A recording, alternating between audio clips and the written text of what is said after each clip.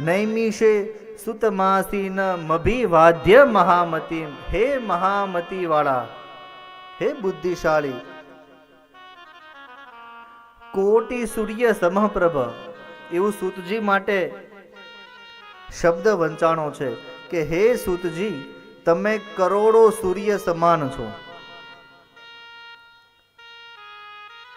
કરોડો સૂર્ય સમાન હોય એટલે કેવલ ફિઝિકલી નહીં.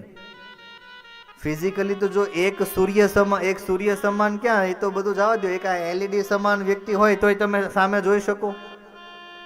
કોઈ આપણે તમે વિચારો કે આ એલઈડી જેટલું કોઈનું તેજ હોય તો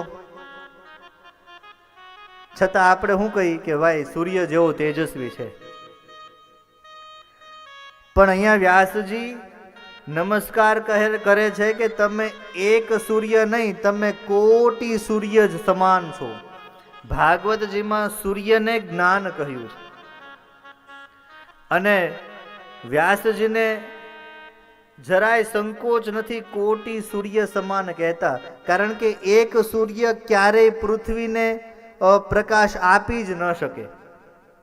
અહીંયા સૂર્ય છે પ્રકાશ આપે છે, પણ ત્યાં અમેરિકા એકવાર ફોન કરો તો સૂર્ય પ્રકાશ આપે છે કે કેમ, તો શું કહેશે કે અહીંયા રાત પડી. અત્યારે અહીંયા પણ કાલે યુગે સમયાંતરે આ સૂર્ય જશે, પણ ત્યારે ત્યાં પ્રકાશ થશે. એક જ સૂર્ય આ પૃથ્વીને પ્રકાશિત કરે પોસિબલ નથી. હા, એક સૂર્ય આ બાજુ, એક સૂર્ય આ બાજુના ચારે બાજુ સૂર્ય તમે ગોઠવી દો મહારાજ, તો પૃથ્વી પ્રકાશિત થાય.